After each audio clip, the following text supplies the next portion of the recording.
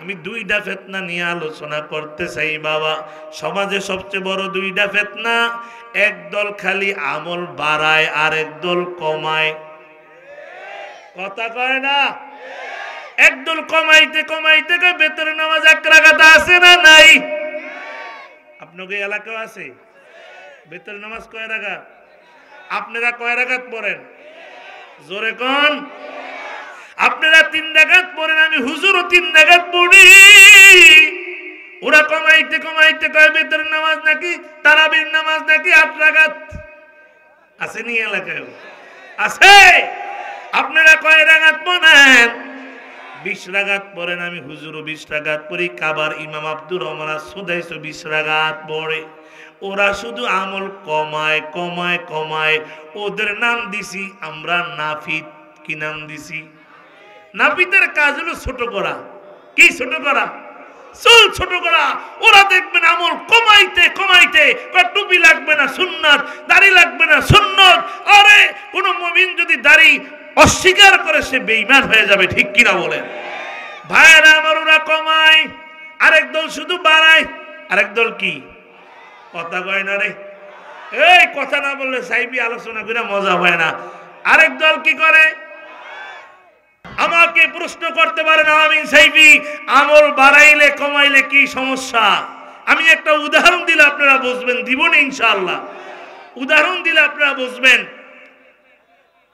আপনাদের এই এলাকায় চোখের পাওয়ার কমে গেলে মানুষ চোখের মধ্যে কি লাগায়? জোরে কয় না? চশমা লাগায়। একটা উদাহরণ দিচ্ছি, আবার বললেন না হুজুরেরা বুখারী শরীফের কত নম্বর পাড়ায় আছে। এমন কিছু মগাই জমানা আছে না নাই? সব কি বুখারী শরীফে পাওয়া যায়? কথা কয় না? আশরাফ আলী থানভী রহমতুল্লাহ আলাইহি মতন্তর অন্য একজন আল্লাহর ওলি কি এক লোক প্রশ্ন করছে আটকানোর জন্য। কি জন্য? আমাদের সমাজে কিছু দুষ্কৃত লোক আছে, হুজুরদেরকে আটকানোর জন্য প্রশ্ন করে, আছে না নাই? আপনাদের কাছে জানতে চাই, আটকানোর জন্য প্রশ্ন করলে সওয়াব না গুনাহ? কথা কয় না? কে জানি কয় সওয়াব বলে। সওয়াব না গুনাহ? কারণ নিয়ত ভালো। প্রশ্ন করছে হুজুর, কয় কি? কয় এই যে আমরা যে কফি বাতি আর মোমবাতি ফু দিয়া নিবে এলাই বন্ধ কইরা দেই, তাইলে আগুনটা যায় কই? আগুনটা যায় কই? এটা কোনো প্রশ্ন হইল? কথা কয় না? হুজুরে কয় এই প্রশ্ন তো কোরআন হাদিসে কোথায় পাওয়া যাইব না রে, তাইলে কোথার থেকে জবাব দেই? হুজুর কয় শোন শোন। কয় কি? কয় তুই কি জোনাকি পোকা দেখছো? কয় দেখছি। কয় সব আগুন জোনাকি পোকার পাছার ভিতরে চলে যায়। যেমন কুকুর তেমন মুগুর। অনেকে আছে প্রশ্ন করে এটা কই আছে হুজুর? বুখারী শরীফে। সব কথা তো বুখারী শরীফে নাই, ঠিক কিনা বলেন? এক বুড়া চোখে কম দেখে ডাক্তারের কাছে গিয়ে গেছে। ডাক্তার, কয় কি? আমার একটা চশমা দেন। কয় কেমন চশমা দিব? কয় এমন একটা চশমা আমারে দিবেন যেন আমি সব ছোট জিনিসগুলা বড় দেখি। পিছন পর্যন্ত মাইকের আওয়াজ যায়নি। শুনতেছেন নি আপনারা? আমার কথা বুঝেননি? বলতেছে এমন একটা চশমা আমারে দাও যেন আমি সব ছোট জিনিসগুলা বড় দেখি। ডাক্তার চশমা দিয়ে দিছেন, যেমন অর্ডার দিয়েছেন তেমন চশমা দিয়ে দিছেন। বেচারা বিকাল বেলা নতুন চশমা দিছে, ভাবসাব আলাদা। কথা কয় না? ভাবসাব কি? নতুন চশমা দিয়ে বাজারে গেছে, দিনাজপুর বাজারে যায়, মাছ বাজারে গেছে। আপনাকে এলাকায় ছোট ছোট ইলিশ মাছের আপনারা কি বলেন? কি? আরো জোরে কন। আর বড় বড় গুলারে কি বলেন? ইলিশ। এই বেচারা ইলিশ কিনতে যায়, এক কিনারে দাঁড়াইছে বাজারের, তাকায় দেখে আজকে বাজারে কোনো ঝাটকা নাই, সব বড় বড় ইলিশ। সব কি বড় বড়? ডাক দেখ, ওই বেটা কি রে? কয় কি? কয় এই বাজারে তো জিন্দেগিতে এত বড় ইলিশ দেখি নাই, আজকেই আমাদের দিনাজপুরে এত বড় ইলিশ কোথা থেকে আসলো রে? ও দেশ স্বাধীন হয়েছে তো এই জন্য মনে ইন্ডিয়া যায় না। কথা কয় না? কয় কেজি কত? কেজি কত? কয় মাত্র 400 টাকা। কয় টাকা? 400 টাকা। মানে 8টা 1 কেজি, বুঝেন নাই? এখন কয় দে দে আমার 4 কেজি দে। 4 কেজি? কয় কেজি? সস্তা পায়া বস্তা ভরে 4 কেজি ইলিশ বস্তা ভরে বাড়ি নিয়ে গেছে। এখন যায়, কয় বিবি রে? কয় কি? কয় দরজা খোলো। এত বড় ইলিশ আনছি, আমি জীবনে খাওয়াই নাই, তোর আব্বায়ও কোনোদিন খাওয়ায় নাই। বুড়ি তো খুশি হয়ে গেছে, বুস্তার মুখ খুইলা দে, সব ঝাটকা। সব কি? এবার বুড়ি কয় ঝাটকা, বুড়ে কয় ইলিশ, দুইটা লাগছে মারামারি। কি লাগছে? নাতিরা দৌড়ে আসছে, কিরে দাদা দাদি কি নিয়ে ঝগড়া করে একটু দেখি। যায় দেখে, নাতিরা দেখে সব ঝাটকা। সব কি? বুড়ায় চিন্তা করলো, কিরে সব দি বুড়ির পক্ষে। কেন কেন করে কা, কেন কেনটা বন্ধ করে দাও, সব বুড়ির পক্ষে। বুড়া এবার চোখের চশমাটা খুইলা দে, সব ঝাটকা। সব কি? কিন্তু সব যে ইলিশ দেখছে, এটা কেরামতি কিসের? চশমার গুণ হলো ছোট জিনিস বড় দেখা। বুড়ার মেজাজ গরম হয়ে গেছে, আবার বাজারে দৌড় যায়, কই ডাক্তার, কয় কি? চশমাটা পাল্টে দেন, এটা দিয়ে হবে না। কয় আজ কেমন চশমা দিব? বলে আজ এমন একটি চশমা দিবেন যেন আমি সব বড় জিনিস ছোট দেখি। সব বড় জিনিস ছোট দেখি। আবার ডাক্তার চশমা দিয়ে দিছে। আজ বিকাল বেলা এই চশমা চোখে দিয়ে রওনা করছে, বাজারে যাবে। কিন্তু বুড়ার বাড়ির দরজায় ছিল একটা খাল। কি ছিল? খাল।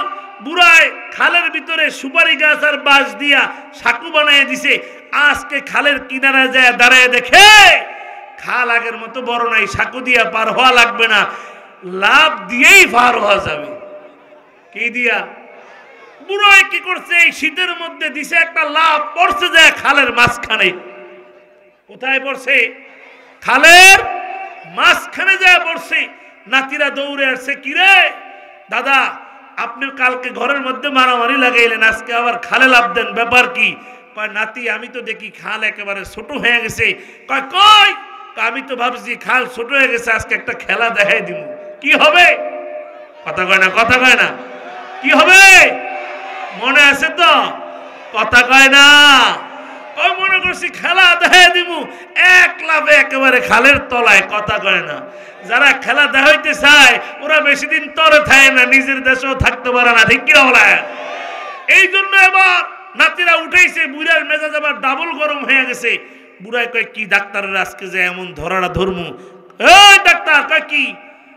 আগে চশমা দিলেন, লাগাইলেন, ঘরের মধ্যে মারামারি, এখন আবার চশমা দিলেন, এখন আমি খালের মধ্যে ডুইবা মরি। ডাক্তার কয় সাবধান, আমার ধমক দিয়ে কোনো লাভ নাই, সিদ্ধান্ত আপনি নিতে পারেন নাই। কারণ আপনি আগে বলছেন আমাকে এমন একটা চশমা দিবেন আমি ছোট জিনিস বড় দেখি, পরে এসে বলছেন এমন একটা চশমা দিবেন যেন আমি বড় জিনিস ছোট দেখি। না, আপনার বলা দরকার ছিল ডাক্তার আমাকে এমন একটা চশমা দেন আমি যেমন জিনিস তেমন দেখি।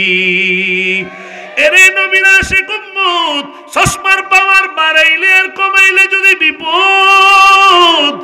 আর ইসলাম তো এমন একটা ধর্ম, এটার মধ্যে বাড়ানো যাবে না, কমানো যাবে না। এটার মধ্যে বাড়াইলে বিপদ, কমাইলেও বিপদ। এরে নবীর আশিক উম্মত, ওরা বলে আমরা নাকি আশিক রাসূল না, ওরা আমাদেরকে গালি দেয়, গালি দেয়, ওহাবি বলে। কি বলে জোরে কন? আর না, ওরা নাকি আশিক রাসূল হয়ে গেছে, দাড়ি নাই, টুপি নাই, নামাজ নাই, পর্দা নাই, আশিক রাসূল দাবি করে। এমন বাটপার আমাদের সমাজে আছে না? না। এরে নবীর আশিক উম্মত, আমি একজন আশিক রাসূলের ঘটনা আপনাদেরকে শুনাইতে চাই। আশিক রাসূল কারে কয়? কারে কয়? নবীর একজন সাহাবী হযরতে সাদ রাদিয়াল্লাহু তাআলা আনহু, বয়স হয়ে গেছে, চেহারাটা কালো, ঠোঁটগুলা কালো, মোটা মোটা। নবী একদিন রাস্তা দিয়ে যায়, দেখে সাহাবী গাছের নিচে বসে কি যেন টেনশন করে। নবী আমার সাহাবীকে পিছন থেকে যায় চোখের মধ্যে হাত দিয়ে ধরলেন। আল্লাহু আকবার। হাত দিয়ে ধরার পর এবার সাহাবী নবী কয় বলো তো আমি কে, আমি কি? সাহাবী হাতের মধ্যে হাত দিয়ে দেখে হাতগুলা এত নরম। সাহাবী কয় এত নরম হাত আমার নবীর সারা কারণ। এবার ডাক দিয়েছে নবী আমার, নবীর নাম বলার পরে নবী সাইরা দিয়া কয় সাহাবী এখানে বসে বসে আপনি কি জানি টেনশন করেন। সাহাবী ডাক দেখে নবী আমার সব সুন্নত গুলা আমি পালন করলাম, কিন্তু একটা সুন্নত এখনো মানতে পারি নাই। নবী বলে এটা কোনটা? বলে এখনো আমি বিবাহ করতে পারি নাই। নবী বলে সাহাবী রে আপনি বিবাহ করবেন নি? বলে হ্যাঁ আমি বিবাহ করতে চাই, তবে নবী আমার টেনশন, আমার ঘর নাই বাড়ি নাই, আমার চেহারাটাও কালো, আমার ঠোঁটগুলা মোটা মোটা, কে আমার কাছে মেয়ে বিয়ে দিবে? নবী আমার ডাক দিয়া কয় সাহাবী টেনশন নাই রে সাহাবী, যান আমি সিটি লেখা সিটির ভিতরে সিলমাইনা দিলাম। এই মদিনা একটা মেয়ে আছে, মেয়েটার নাম হলো হুরে মদিনা। সুবহানাল্লাহ বলতেন, হুরে মদিনা। ওর মতো সুন্দরী মেয়ে এই এলাকার নাই। ওর আব্বা একজন শিল্পপতি। জান আমি এই দিয়া দিলাম সিটি লেখা দিয়া দিছে। জান প্রস্তাব দেন, আমি বলছি বিয়ে দেওয়ার জন্য। সাহাবী এক কদম আগায় আরেক কদম পিছনে যায়, আমার কাছে বিয়া দিবে কি দিবে না, কিন্তু মনে একটা ভরসা। প্রস্তাবটা পাঠাইছে মায়ার নবী। কে পাঠাইছে জোরে কম? সিটি লইয়া যাইতে যাইতে মেয়ের ঘরের মধ্যে হাজির হইয়া গেল। যা মেয়ের আব্বার ডাক দিছে, মেয়ের আব্বাকে ডাক দিয়ে সিটিটা দিছে বাবা। দেওয়ার পর মেয়ের আব্বা একবার সিটির দিকে তাকায়, আরেকবার ছেলের চেহারার দিকে তাকায়, আর চিন্তা করে আমার মেয়েটার উপাধি হলো হুরে মদিনা, এই মেয়েটাই ছেলের কাছে বিয়ে দিতে আমি আব্বা হইয়া পারি না। একটা সময় সিদ্ধান্ত নিলেন, না না তোমার কাছে আমার মেয়ে বিয়ে দিতে পারবো না। হযরতে সাদ মনটা খারাপ করে ঘর থেকে বের হইয়া গেলেন বাবা। এবার ভিতর থেকে মেয়েটা ডাক দেখাবো, এই ছেলেটা কেন আসছিল বাবা? কয় মারে শোনো, একটা প্রস্তাব নিয়ে আসছে, নবী পাঠাইছে তোমাকে এই কালো ছেলেটার কাছে বিবাহ দেওয়ার জন্য। মেয়ে ডাক দেখে বাবা কি বলছো? কয় বলছি আমি মেয়ে হইয়া তোকে কাছে বিয়ে দিতে পারি না। মেয়েটা ডাক দেখে বাবা ছেলের দিকে তাকানোর সময় নাই, প্রস্তাবটাকে পাঠাইছে এইটা দেখেন। প্রস্তাব তো পাঠাইছে আমার নবী, আমার নবীর প্রস্তাবে আমি রাজি হইয়া গেলাম। মেয়ে ডাকতে বলে আব্বা আমি রাজি। পত্রটা নিয়ে আমের বাবা সাদের পিছনে পিছনে নবীর দরবারে হাজির হয়ে গেছে। নবী গো আমি বিয়ে দেওয়ার জন্য রাজি হয়ে গেছি। সুবহানাল্লাহ।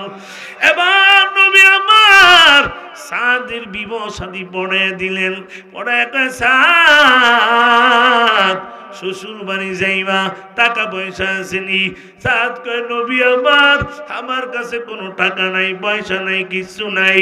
নবী কয় আবু বকর টাকা দেন, ওমর টাকা দেন, আলী টাকা দেন, ওসমান টাকা দেন। সব সাহাবীদেরকে টাকা নিয়া সাদের হাতের মধ্যে দিয়া কয় সাদ এই টাকাগুলা নিবা, কেনাকাটা করবা, শ্বশুর বাড়ি যাইবা, কম পক্ষে 3 দিন বেড়ানো সুন্নত, 3 দিন বেড়াইবা। সাদের টাকা দিয়া শ্বশুর বাড়ি মায়ার নবী পাঠিয়ে দিলেন বাবা। সাদ মদিনার বাজারে টলে গেল, যায় মদিনার বাজারে একটা দোকানে যায় বিবির জন্য সব কিছু কেনাকাটা করলেন। সব কেনাকাটার পর এবার বিবির জন্য কেনাকাটা করা বাজারের বস্তা মাথায় নিয়ে শ্বশুর বাড়ির দিকে রওনা হয়ে গেছি। আরে নবীর আশিক উম্মত, সাহাবীর মনে কত আনন্দ, শ্বশুর বাড়ি যাবে, হুরে মদিনার সাথে আজ দেখা হবে, হুরে মদিনার সাথে আজ দেখা হয়ে যাবে। কত রকম খানার আয়োজন, কত রকম খানার ব্যবস্থা হয়, কত পরিকল্পনা করে শ্বশুর বাড়ির দিকে আগায়। এমন সময় কানের মধ্যে আওয়াজ, কে জানি ডাক দিয়া কয় কে কোথায় আছো? মদিনার নবী উহুদের ময়দানে শহীদ। এই খবরটা যখন সাদের কানের মধ্যে আসলো রে বাবা, সাদ আবার চিন্তায় পড়ে গেল, শ্বশুর বাড়ি যাব নাকি উহুদের ময়দানে যাব, কোথায় যাব? টেনশনে পড়ে গেছে, চিন্তায় পড়ে গেছে সাদ, আমি শ্বশুর বাড়ি যাব নাকি উহুদের ময়দানে যাব? একটা সময় সিদ্ধান্ত নিলেন না, আমার নবী নাই, নবী নাই, নবী নাই, শ্বশুর বাড়ি দিয়া কি করব, আমার বাসর দিয়া আমি কি করব? এবার বাজার গুলা লইয়া ওই মদিনার দোকানের মধ্যে হাজির হয়ে গেছে। হাজির হয়ে কয় দোকানদার ভাই, ও দোকানদার, তোমার কাছে যুদ্ধের মালামাল আছে নি? দোকানদার কাছে শ্বশুর বাড়ি কি যাইবা না রে সাদ? সাদ ডাক আমার নবী নাই, নবী নাকি উহুদের ময়দানে শহীদ হয়ে গেছে, আবার নবী যদি না থাকে আমি সাদ বেঁচে কি করব, শ্বশুর বাড়ি দিয়া কি করব? আবার কয়েকটা তরবারি দাও, যুদ্ধের পোশাক আমার দাও, মালামাল গুলা ফেরত নিয়ে নাও। মালামাল ফেরত দিয়া তরবারি নিয়ে যুদ্ধের পোশাক নিয়ে সাদ ময়দানের দিকে রওনা হয়ে গেছে। আল্লাহু আকবার। সাদ এবার দৌড়াইতে দৌড়াইতে উহুদের ময়দানে হাজির। তুমুল বেগে যুদ্ধ চলতেছে রে বাবা। যুদ্ধ করে করে অনেকগুলা বেঈমানের সাদ জাহান্নামে পাঠাইয়া একটা সময় হযরতে সাদ রাদিয়াল্লাহু তাআলা আনহু ওই উহুদের ময়দানে শহীদ হয়ে যায়। এবার যুদ্ধ শেষ। নবীর ওই যুদ্ধে মাথার ভিতরে লোহার টুপি ঢুকে গেল, দান্নান মোবারক শহীদ হয়ে গেছে। সাহাবায়ে কেরাম নবীর ওখান থেকে উঠে নিয়ে একটা পাহাড়ের উপরে উঁচা জায়গায় বসেছে। নবী ডাকে দেখো, সাহাবীরা দেখো, এই ময়দানে কে কে আমার কোরআনের জন্য, আল্লাহর জন্য, আমি নবীর জন্য জীবন দিছি। দেখো, সব লাশ একত্রিত কর, বিনা গোসলে কবর দে। সাহাবীরা লাশগুলো একত্রিত করতেছে। হঠাৎ করে দেখি একটা লাশ, আর সে চেহারাটা কালো কাপড় দিয়ে ঢাকা। নবী বলে এটা কার লাশ? নবী চেহারা তো দেখা যায় না গো নবী। নবী আবার চেহারার কাপড়টা সরায়া দেখে নবীর প্রিয় সাহাবী সাদ। নবী আমার সাদের দিকে থাকে কান্নার আওয়াজ। ও সাদ, তোমার আমি শ্বশুর বাড়ি পাঠাইছি, তোমার আমি শ্বশুর বাড়ি পাঠাইছি। কোন শ্বশুর বাড়ি তুমি গেলা? ও সাদ, তোমার কত স্বপ্ন, তুমি বিয়ে করবা, আমি তোমার শিল্পপতির মেয়ের সাথে বিবাহ দিয়ে দিলাম, টাকা দিলাম, বাজার করে শ্বশুর বাড়ি যাওয়ার জন্য 3 দিন বেড়াই না, বেড়ানোর জন্য বললাম। এরে সাদ, তুই কোন শ্বশুর বাড়ি গেলি? নবীর চোখের পানিগুলা গাল বেয়ে পড়ে, গাল বেয়ে পড়ে, গাল বেয়ে পড়ে। এবং সবাই সব সাহাবীরা তাকে তাকে কান্দে আর কয়, রে এই লাশটা যদি আজকে আমার হইতো, নবী যে লাশের জন্য কাঁদে। এবার নবী আমার হঠাৎ করে আসমানের দিকে তাকাইয়া হঠাৎ করে একটা মুস্কি হাসি দিয়া চেহারাটা ঘুরে ফেললেন। সাহাবীরা কয়, নবী আমার, আপনি কান্না করতেছিলেন, হঠাৎ করে হাসি দিলেন, চেহারাটা ঘুরে ফেললেন কেন? নবী ডাকটাকে শোন সাহাবীরা রে, আমি আসমানের দিকে তাকে দেখি, আমার সাদের জন্য আমার আল্লাহ জান্নাতের 8টা দরজা খুইলা দিছে। আমি তাকে দেখি আমার সাদ কোরআনের জন্য জীবন দেওয়ার কারণে আমার সাদ আমি নবীরে ভালোবাসি জীবন দেওয়ার কারণে নতুন বেবির রাইখা বাসর না কইরা আমার সাদ আমার জন্য জীবন দিয়া দিছে। আমার আল্লাহ খুশি হইয়া সাদের জন্য জান্নাতের আটটা দরজা খুইলা দিছে। আমি তাকে দেখি ওই জান্নাতের দরজা দিয়া হুর বাইর হয়ে আসতেছে, হুরেরা দৌড়ে দৌড়ে আসে। আমি নবীরে দেখে হুরেরা লজ্জা পায়, সব হুরেরা প্রতিযোগিতা দিছে সাদের গালের মধ্যে কার আগে কে চুমা দিবা। আর আমি তাকে লজ্জা পাই, এই জন্য চেহারা গুনে বলছি। ওরে বলে আশিকে রাসূল বাবা, ও গো নবীর উম্মতেরা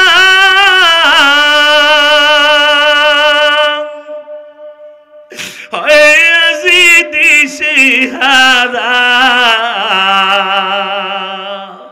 কোরআন হাদিসের চলো যখন যাহা চাই মনে, নবী বিনে কে তরাবে ফুলসেরা তো মিজানে, নবী বিনে কে তরাবে ফুলসেরা তো মিজানে। এমন এতিম নবী আমার, আল্লাহু আকবার, পিতা মাতা নাই যে তাহার, এমন এতিম নবী আমার, পিতা মাতা নাই যে তাহার।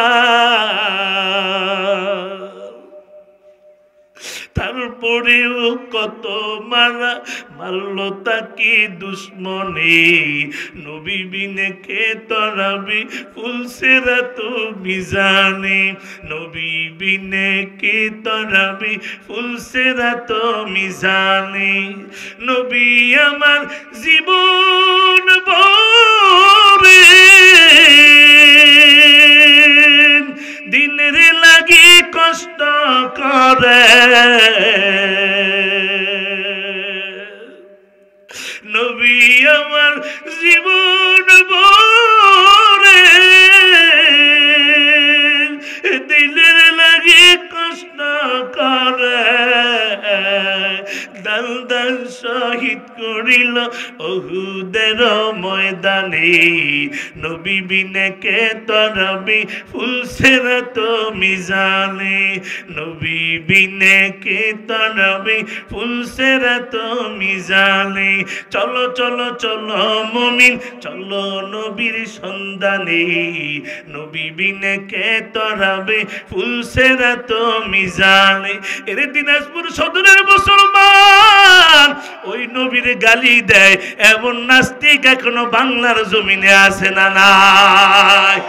বেঈমানেরা নবীর গালি দেয়, আবার নবীর দাড়ি নাকি ছাগলের দাড়ির মতো, নাউজুবিল্লাহ।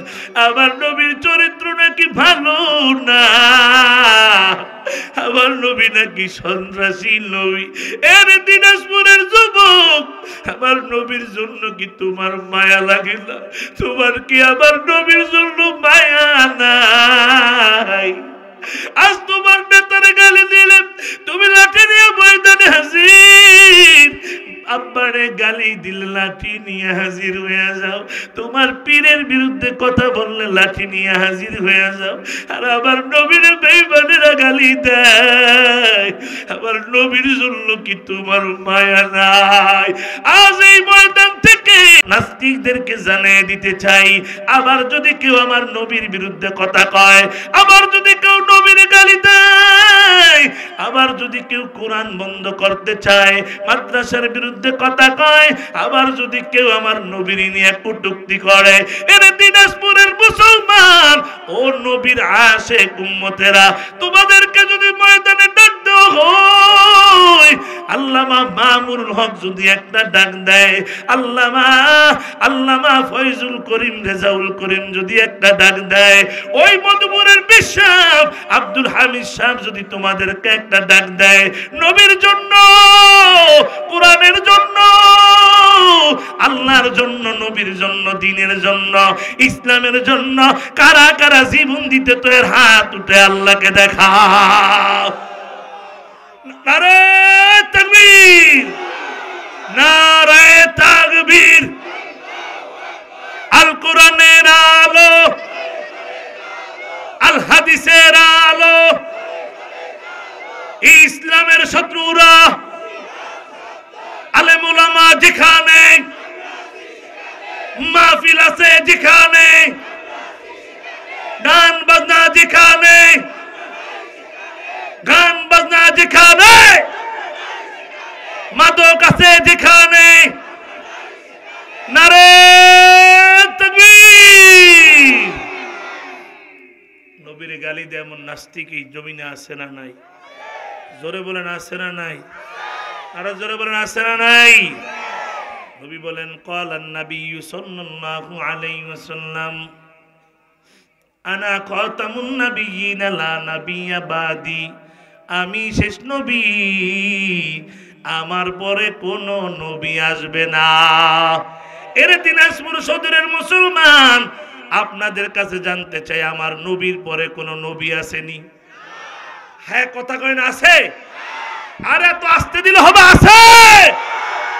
যারা বলবে আছে তারা বেঈমান, যারা বলবে নাই তারা মুমিন। সুবহানাল্লাহ কোন? এই জোরে আওয়াজ দাও, আমার নবীর পরে কোন নবী আছে? যারা আমার নবীকে শেষ নবী মানে না তারা মুমিন নাকি বেঈমান? আমার নবীর পরে কোন নবী?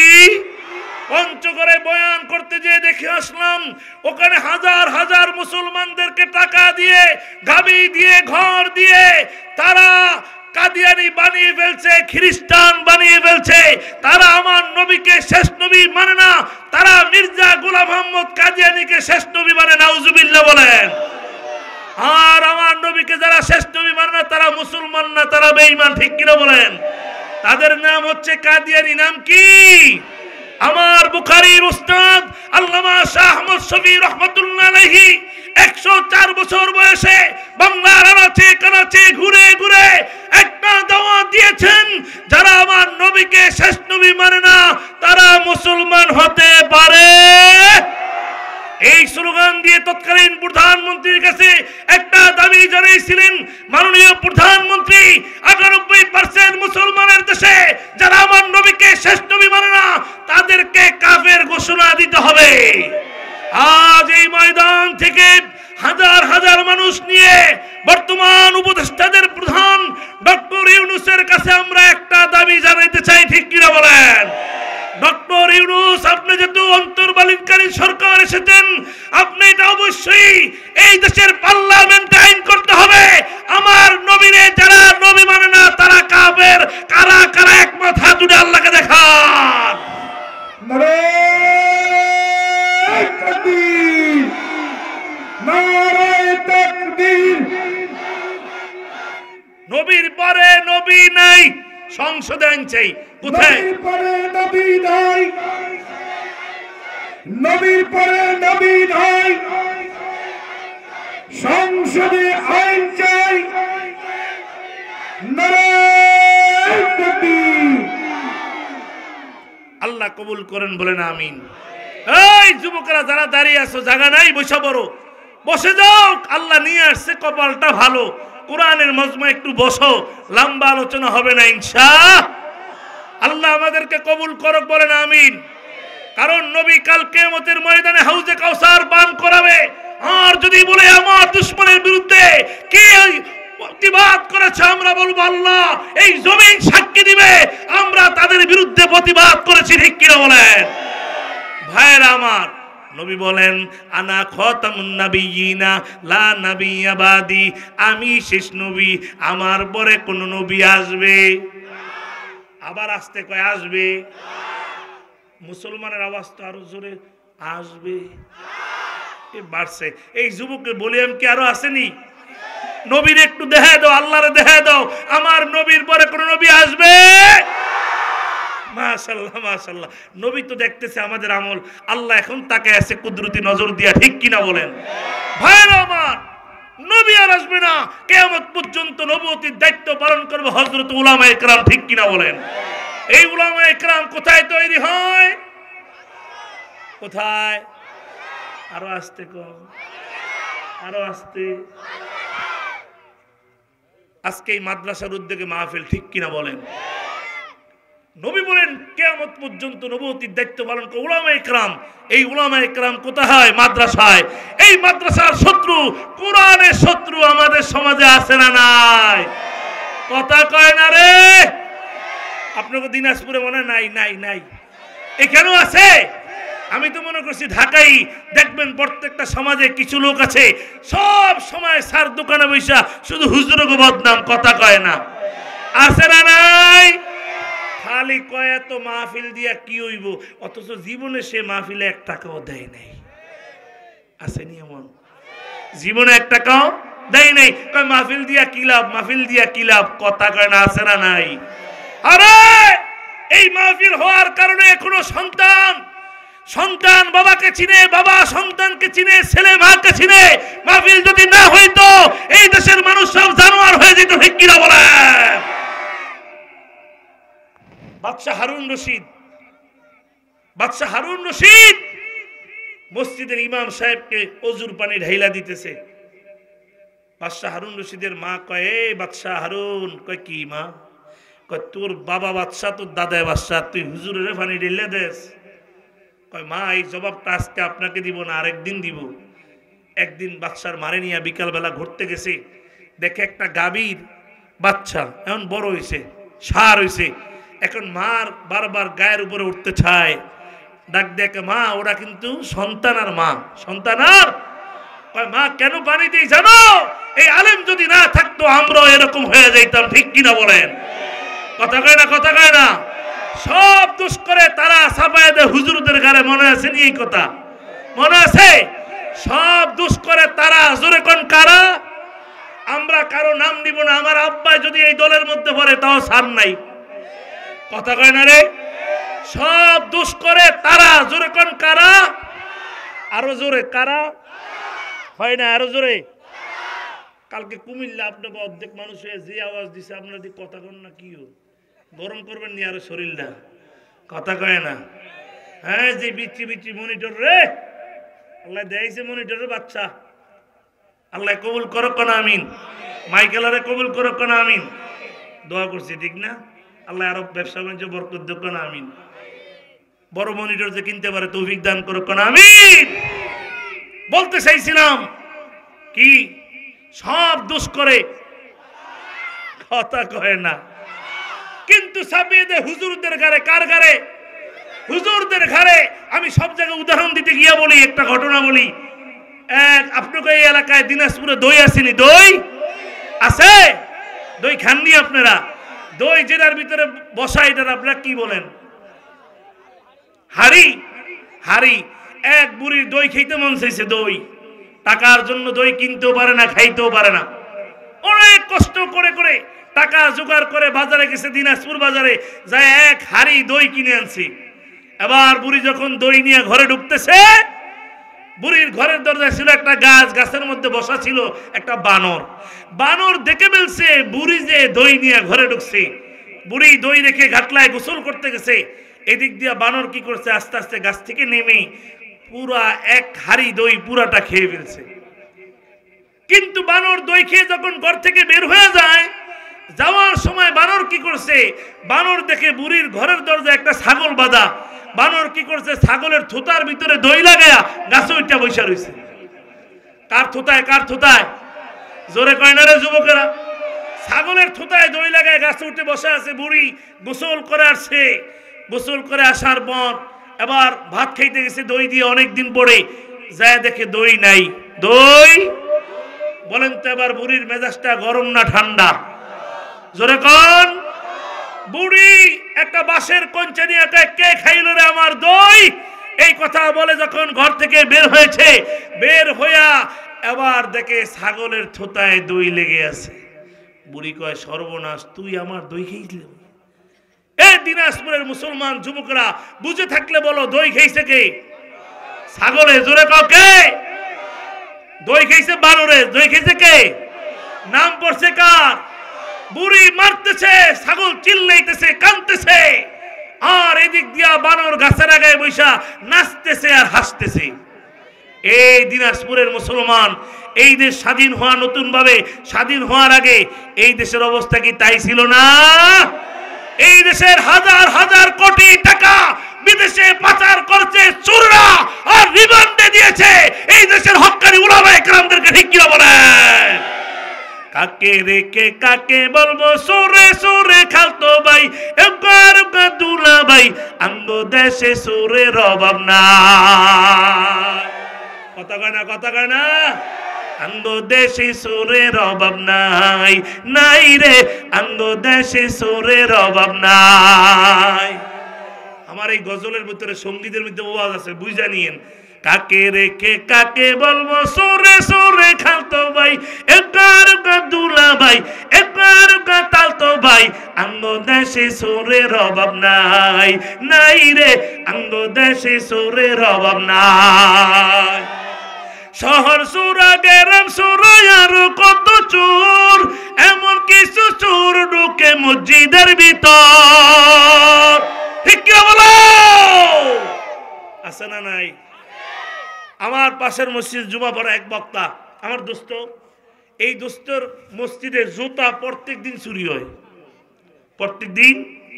শেষ পর্যন্ত 40,000 টাকা খরচ করে সিসি ক্যামেরা লাগাইছে। কি ক্যামেরা? কথা কয় না? কি ক্যামেরা? সিসি ক্যামেরা লাগাইছে। লাগানোর পরে এখন কয়, দোস্ত আমি কি জুতা চোর দর্শনই? কয় না, এখন চোরায় মুখ বাইন্দা পরে চুরি করে, মুখ বাইদা চুরি করে।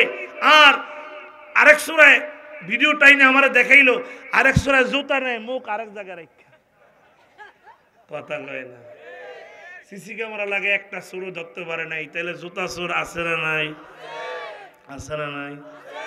শহর চোরা, গ্রাম চোরা, আরো কত চোর, এমন কিছু চোর আছে মসজিদের ভিতর। সেদিন মসজিদ থেকে বের হয়ে দেখি আমার জুতা নাই। ঠিক না? আঙ্গো দেশে চোরের অভাব নাই, নাই রে, আঙ্গো দেশে চোরের অভাব নাই। আবার কিছু মেম্বার চেয়ারম্যান গম চুরি করে, তেল চুরি কইরা লুকায় খাদেরও ভিতরে। ঠিক কিনা বলো? করোনার ভিতরে দেখো নাই, চেয়ারম্যানের খাদের ভিতর থেকে খালি তেল বাইরে, সমিল তেল। কি বাইরায়? কথা কেনা? কি বাইরায়? কিছু ভালো চেয়ারম্যান মেম্বার তো অবশ্যই আছে। ঠিক কিনা বলেন? আমরা এই জন্য কিছু বাদ দিছি, কিছু নিছি, নাইলে ভালোরাও খেপে যাবো গা। আমরাও কি চুরি করি নাকি? কি? আমার এক বন্ধু চেয়ারম্যান হয়েছে, নাম হইলে হেদায়েতুল্লাহ আজাদি, হাত পাকার থেকে চেয়ারম্যান হয়েছে, ইসলামী আন্দোলন থেকে। কিছুদিন আগে ওই আমাদের জনতা হোটেলে দেখা হয়েছে। দেখা হওয়ার পরে বললাম যে ভাই কি অবস্থা, চেয়ারম্যানই কেমন চলে? কয় মিয়া চেয়ারম্যানই পায় এত অবস্থা খারাপ। কাকা কয় প্রতি মাসে 2 লক্ষ টাকা ওয়াশ করে নিয়ে মানুষের দেওয়া লাগে। আমি কে? কয় চেয়ারম্যানই অফিসে চেয়ারম্যানই ভাতা ছাড়া আমার জন্য আর কিছুই হালাল নাই, কিছুই কি নাই। অনেক চেয়ারম্যান দেখবেন আগে ছিল ঘর ভাঙ্গা, চেয়ারম্যান হওয়ার পরে দিন দিন বিল্ডিং হইতে আছে। কথা কয় না? আছে না নাই? আবার কিছু মেম্বার চেয়ারম্যান চাল চুরি করে, তেল চুরি কইরা লুকায় খাদেরও ভিতরে। এই ধরনের চোরদেরকে আবার জানিয়ে দিতে চাই, এই দেশে যদি আবার আলেমদের বিরুদ্ধে কোনো ষড়যন্ত্র করা হয়, এই দেশে যদি আবার ইসলামের বিরুদ্ধে কোনো ষড়যন্ত্র করা হয়, আর যদি কোনোদিন কোনো জালেম বক্তার সামনে থেকে মাইক কেড়ে নিতে চায়, আপনাদেরকে যদি ডাক দেওয়া হয়, ওই নাস্তিকদের মোকাবেলার জন্য কারা কারা তৈরি আল্লাহকে দেখায় দেন। নারে তাকবীর, নারে তাকবীর। আল কোরআনের আলো, আল হাদিসের আলো। নারে তাকবীর, নারে তাকবীর।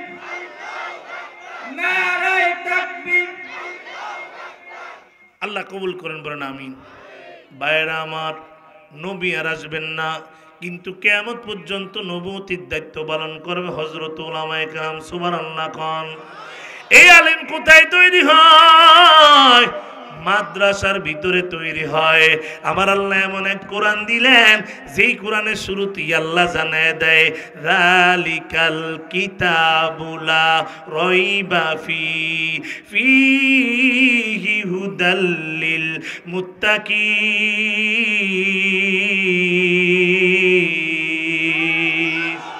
আল্লাহ বলেন এমন এক কিতাব দিলাম, যেই কিতাবের মধ্যে সন্দেহের লেশ মাত্র নাই। সুবহানাল্লাহ। এরে নবীর আশিক উম্মত, এই মাদ্রাসা এতিমখানা হওয়াতে আপনারা খুশি নাকি বেজার? কারা কারা খুশি? আল্লাহ, আপনি তাকায় দেখেন, আপনার কিছু বান্দারা উঠে চলে যাইতেছে, আর বাকিরা সময় কোরআনের বাগান হওয়াতে খুশি। আল্লাহ প্রত্যেকটা বান্দারে আপনি বিনা হিসাবে জান্নাত দিয়ে দিন, বলেন আমিন। হাত নামান, আমি মুসাফির মানুষ, আমার দোয়া কবুল, কোনো সন্দেহ আছে? মায়ের নবী আমার অসুস্থ হয়ে গেছেন, নবী হাঁটতে পারে না, নবী চলতে পারে না, নবী দাঁড়াইতেও পারে না। মায়ের নবী আমার নবীর চাচাতো ভাই ফজলকে ডাক দিয়ে কয়, ফজল আমাকে ধরে ধরে মসজিদে নববীতে নিয়ে যাও। নবীকে ধরে ধরে মসজিদে নববীতে হাজির।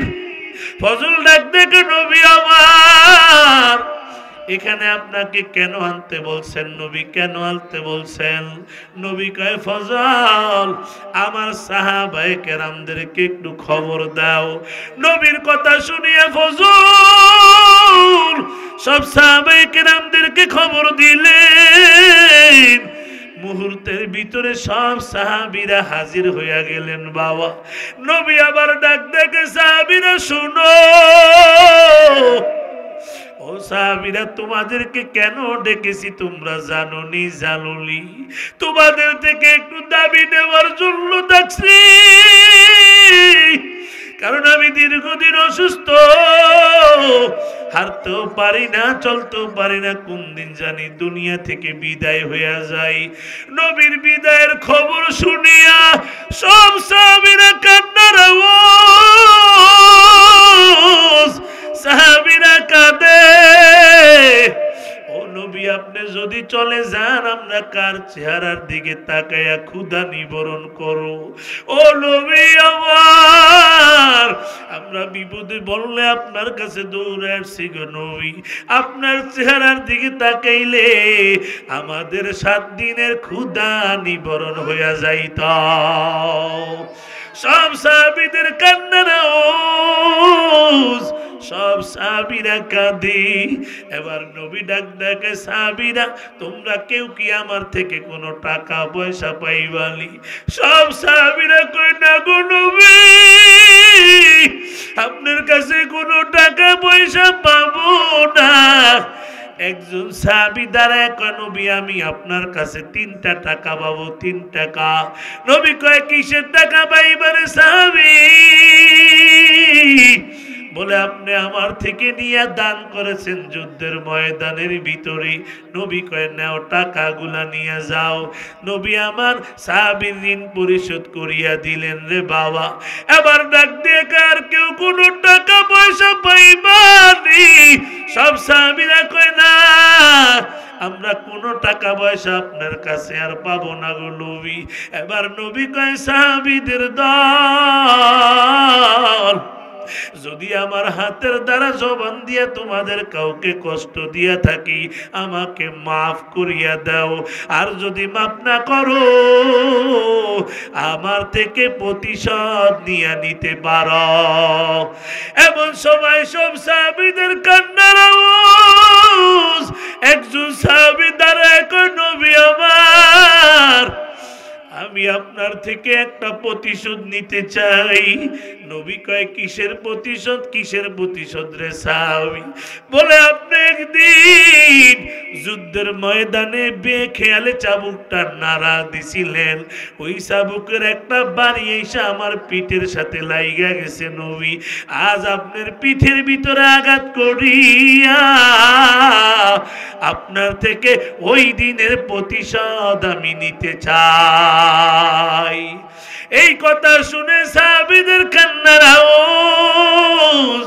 সব সাহাবীরা কয় আমাদের ভিতরে মনে হয় মুনাফিক রয়ে গেছে।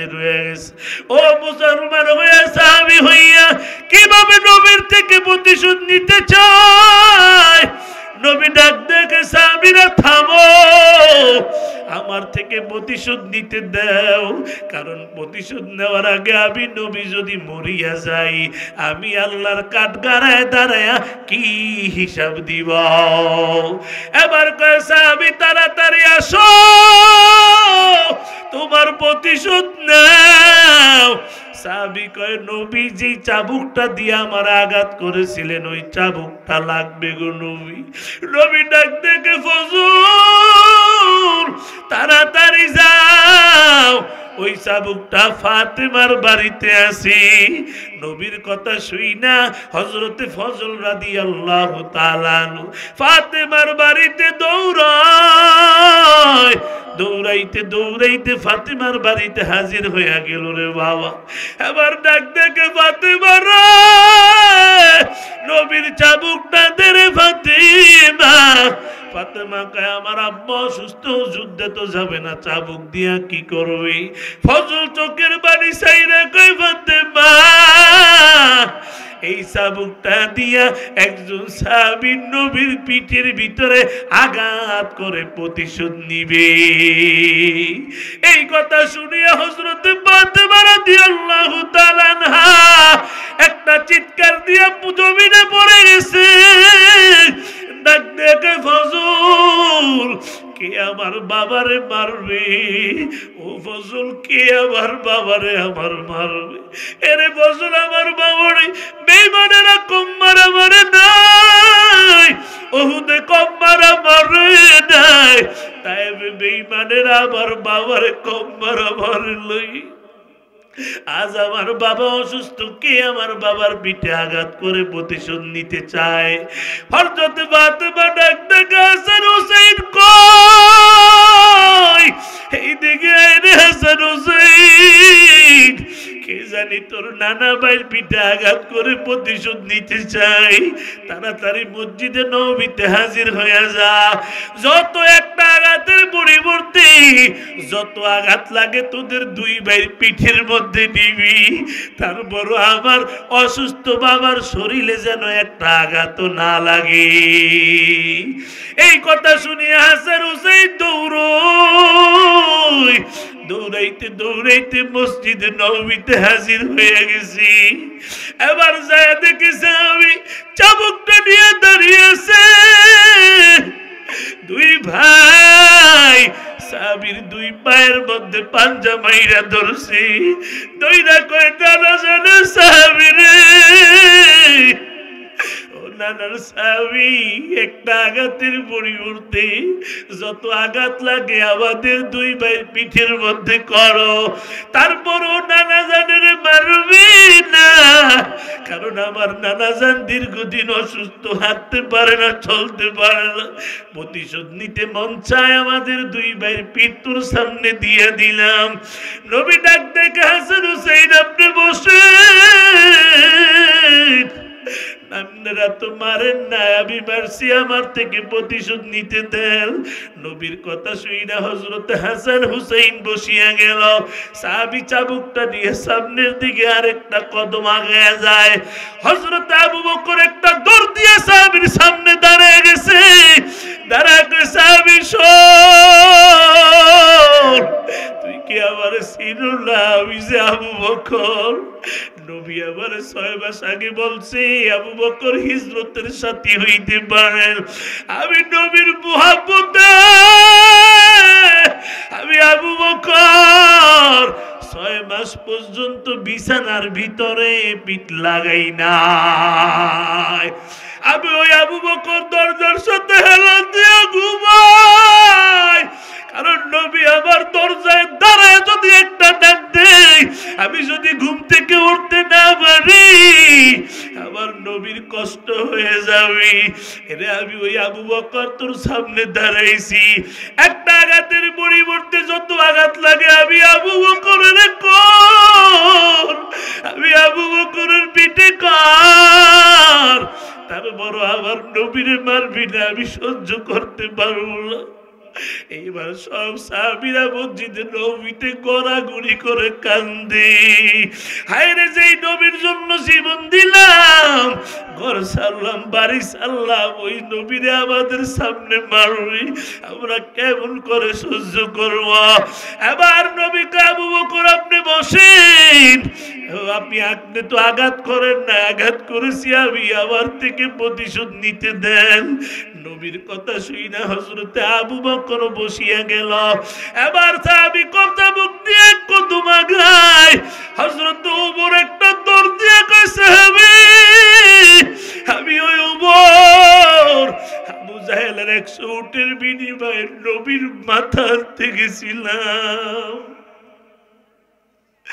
নবীর মাথা আনতে যায়, নবীর সুন্দর চেহারা দেখা আমি ওমর আমার মাথাটা নবীর কাছে দিয়ে আসছি। তুই তো আমার চিন, আমার সামনে নবীর মারবি, আমি সহ্য করতে পারবো না। আমি ওমর আমার পিঠ তোর সামনে বেঁধে দিলাম, যত আঘাত লাগে আমি ওমরের পিঠের মধ্যে কর, তারপর আমার নবীরে মারবি না, মারবি না। নবীকে ওমর আপনি বসেন, কারণ আপনি তো আঘাত করেন না, আমি আঘাত করেছি, আমার থেকে প্রতিশোধ নিতে দেন। হযরত ওমর বসিয়া গেল। সাহাবী চাবুক নিয়ে কদম আগায়, হযরত আলী একটা দৌড় দিছে, দৌড় দিয়ে সাহাবীর সব লোকে, সাহাবী রে আমার নবীর মারবি, আমি আলী কেমনে সহ্য করব? এদিক দিয়ে মসজিদে নববীতে কান্নার আওয়াজ, সব সাহাবীরা গড়াগড়ি করে কান্দি। এত সাহাবীর সামনে নবীর পিঠে আঘাত করে প্রতিশোধ নিবি। আবার নবী কালী আপনি বসেন, আলী কয় সাহাবী, নবী আজকে কতদিন অসুস্থ, হাঁটতে পারে না, চলতে পারে না, ওই নবীর পিঠের মধ্যে আঘাত করবি, সহ্য করতে পারবো না। আমি আলীর পিঠ তোর সামনে বেঁধে দিলাম, একটা বাড়ির বিনিময়ে 100-200 বাড়ি লাগলে আবার পিঠের মধ্যে কর। হযরতে নবী আবার হযরতে আলীকেও বসে দিলেন। সাহাবী এক কদম 2 কদম করে করে নবীর সামনে যায় হাজির হয়ে গেছে, নবীর পিছনে দাঁড়াইছে। দাঁড়ায় কই, নবী আমার, যেদিন আপনি আমাকে আঘাত করেছেন আমার পিঠে কোনো জামা ছিল না, চাদর ছিল না, আজ আমি প্রতিশোধ নেওয়ার আগে আপনার গায়ের জামাটা খোলা লাগবে। নবী আবার কি করলেন, শরীর থেকে জামাটা খুইলা কই সাহাবী, তাড়াতাড়ি প্রতিশোধ নে, তাড়াতাড়ি প্রতিশোধ নে, কারণ প্রতিশোধ নেওয়ার আগে আমি যদি মরিয়া যাই আমি আল্লাহর কাঠগারে দাঁড়ে কি হিসাব দিও।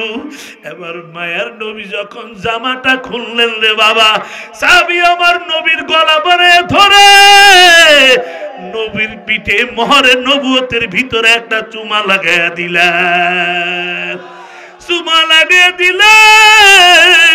এবার দাঁড়ে দাঁড়ে কান্নার আওয়াজ, সাহাবী দাঁড়ে দাঁড়ে কান্দি, সব সাহাবীরাও কান্দি। তোমরা কি মনে করছো আমি নবীর পিঠে আঘাত করবো, আমি নবীর পিঠে বাড়ি দিব? সাহাবীরা কই, কেন এই পাগলামি করলি? আমি জানি আমার আমল বেশি ভালো না, কালকে আমাদের ময়দানে যদি আমার কোন আমল আল্লাহর দরবারে কবুল না হয়, আমি বলবো আল্লাহ আমি এই ঠোঁট 2টা দিয়া নবীর মোহরে নবুয়তে চুমা খাইছিলাম, ও আল্লাহ আমি এই ঠোঁট 2টা দিয়া নবীর মোহরে নবুয়তে চুমা খাইছি, ও আল্লাহ আমার এই ঠোঁট কেমনে আপনি জাহান্নামের আগুনে জ্বালাইবেন? আল্লাহরে বলবো আল্লাহ কিভাবে আপনি জাহান্নামে জ্বালাইবেন? নবী ডাক ডাকে সাহাবী আমার মোহরে নবুয়তি চুমা দিলি না তোর উপরে দোজখের আগুন হারাম করে নিলি। এরে নবীর আশিক উম্মত, ওই নবী ওই মদিনায় শুয়ে তোমার আমার জন্য কাঁদে। হাদিসের মধ্যে আসছে সব নবী রওজা মুবারকে নামাজের হালতে আছে, আর তোমার আমার নবী রওজার ভিতরে শুয়ে শুয়ে কাঁদে তোমার আমার জন্য। ওই মদিনায় যাইতে মনে চাইনি। কার কার মনে চায় হাত তুলে আল্লাহকে দেখাও। মদিনা যাইতে পারলাম না, মদিনা দেখিতে পারলাম না, মদিনা যাইতে পারলাম না। আমি অসহায় তাই এত দূরে রই, আমি অসহায় তাই এত দূরে রই, শুধু সালাম জানাই মদিনা যাইতে পারলাম না, মদিনা দেখতে পারলাম না। মদিনা নাম কত সুন্দর,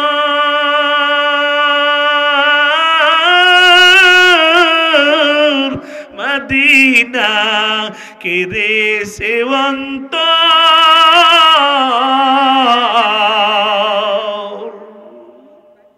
মদিনা নাম কত সুন্দর,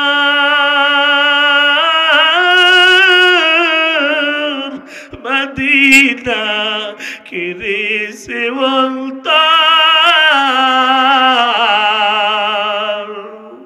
ওই মদিনার পথের দুলি আমি, ওই মদিনার পথের দুলি আমি মাখতে পারলাম না, মদিনা যাইতে না, মদিনা দেখতে পারলাম না।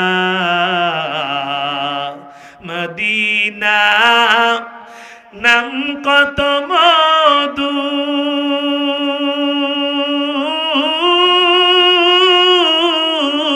আল্লাহু আকবার। মদিনা ওই যে কত দূর,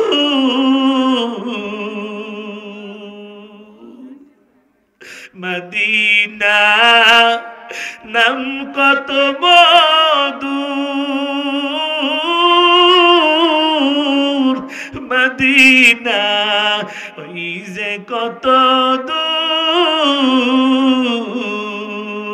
পাখির নাই ডানা থাকিলে, পাখির নাই ডানা থাকিলে উড়ে যেতাম মদিনায়, মদিনা যাইতে পারলাম না, মদিনা দেখতে পারলাম না।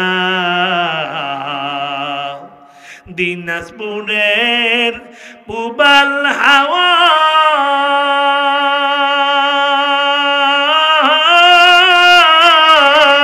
আল্লাহু আকবার, পশ্চিমে করে সধাওয়া। দিনাজপুরের শীতল হাওয়া